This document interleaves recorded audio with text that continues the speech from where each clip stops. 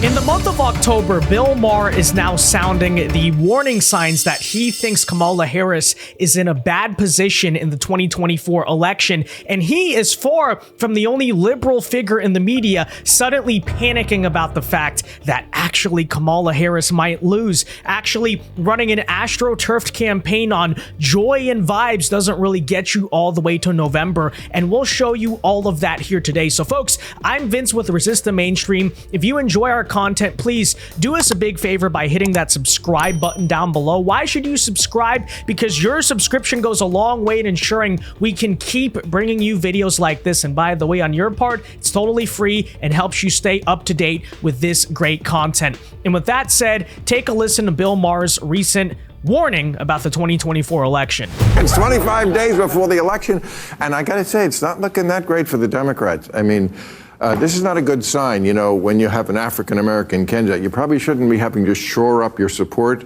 among black men, but that's what's going on. Tim Walz is headlining a voter engagement event tonight with black men.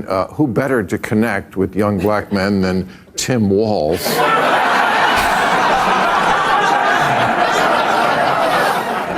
By the way, that is a very strange political calculus. I don't know why they had him do that, but maybe the people running the Democrat Party, the establishment, the elite, whatever you want to say, are not actually that competent. I don't know. Because apparently Michael Bublé was unavailable.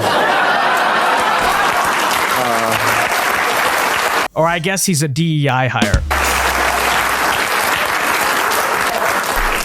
Meanwhile, Kim Kardashian's like, hello.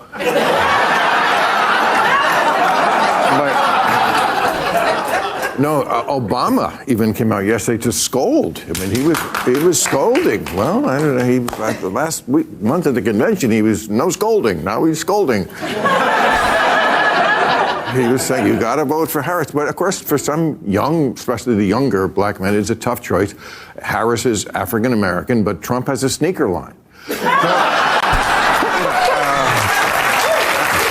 So, funny little clip, but it also reflects a sentiment very real, which is that Democrats are in panic mode, right? And this is not just because Bill Maher is saying it or CNN is saying it. You can tell by the actual real life behavior of Kamala's campaign. All of a sudden, they have her doing a bunch of interviews when she never did interviews, and they have Obama out campaigning for her and this and that. Again, those are the signs of a desperate campaign. And if you want to say that, oh, Bill Maher has always been critical, well, that's not really true. Because just last month, you'll see here, Bill predicted that Kamala would actually win the election. He said it was over, and all of a sudden, he's changed his mind. So why would he do that? All right, I'm going to make this a very momentous night with a prediction because and I think I have the credibility for this prediction because I have been called a Trump alarmist for a very long time. They were wrong. I was right. He wasn't going to leave power. Okay, but ever since then, and since the Hollywood Access tape where he said, I'm going to grab him by the pussy, and he survived that. Every time he's been done crazy shit and gotten himself in trouble, I said, no, it's not over. I've said that. I've argued with people. Brett Stevens, my good friend, he's on the show next week. He said at one point a few years ago, the Trump thing, I said, no. Tonight I'm saying, I think it's over. I just want to bring up an analogy to one person. Even before we were around, there was a guy named Joe McCarthy in the early 50s, and he had a hold on America. And it blew out in about 2 years, right? 2-3 years. He was the biggest thing, and then it was just. And I feel like eating the dogs. We're at this point. I feel like we're at the Captain Queeg with the strawberries. We're at Denzel at the end of Training Day. I'm King Kong. I just think he's going to lose.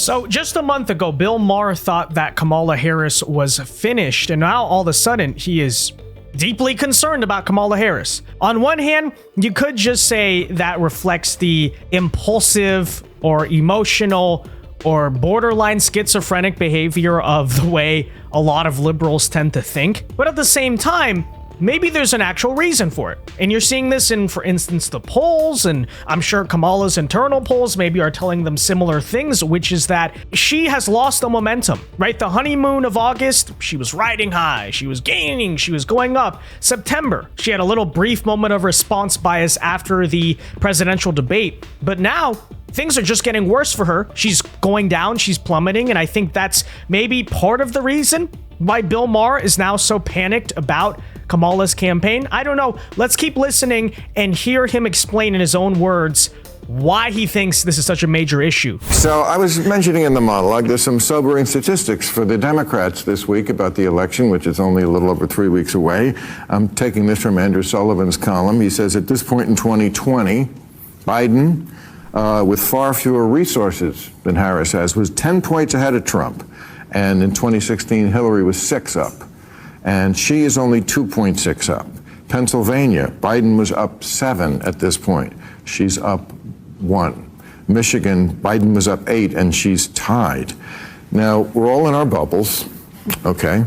And that's one reason I'm glad you're here, because a lot of people are saying, I don't care about any of this. How could anyone think about voting for Trump? And that's why you're here, Buck, to answer that question. And we're going to get to that.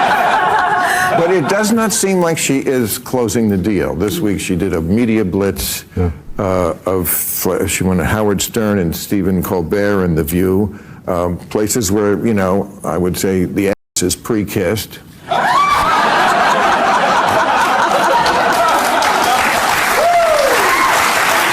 I wrong? No.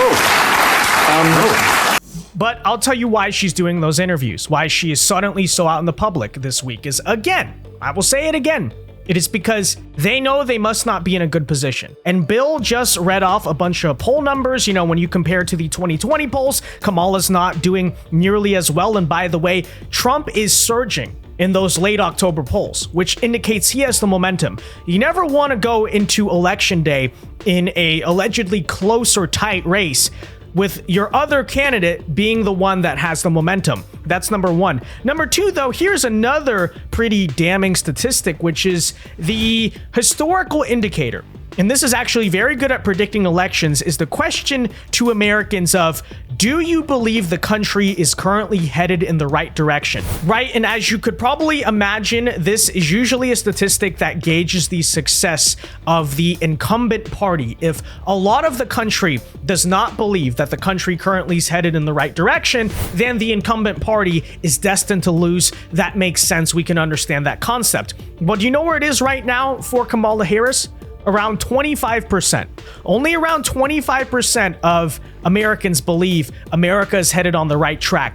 And there is no historical precedent for any incumbent party, Republican, Democrat, whatever election year, winning re-election based on that number. And it is not exactly easy for Kamala to escape the image of incumbency, considering she's literally the vice president. I think there are two things that are weighing her down. First of all, what led up to her campaign, and I'll give a quick, I know it's 4 years, but I'll give a quick version of it. Kamala Harris has to explain, while she's a part of the Biden administration, second in command, you had some of the worst statistics you could possibly imagine as a politician. Worst inflation in 40 years while Biden is president. First time you have over 100,000 opioid deaths while Biden is president. Probably the worst open border in the history of the country, 8 million at least, and that's not including the 500,000 a year that are gotaways. So roughly 10 million people, you could call it, in 4 years entering illegally, almost all of whom are going to stay. Now, she doesn't want to throw Biden under the bus for this, and she didn't want to tell everybody that he's a dementia patient, so she decided that she was going to go along.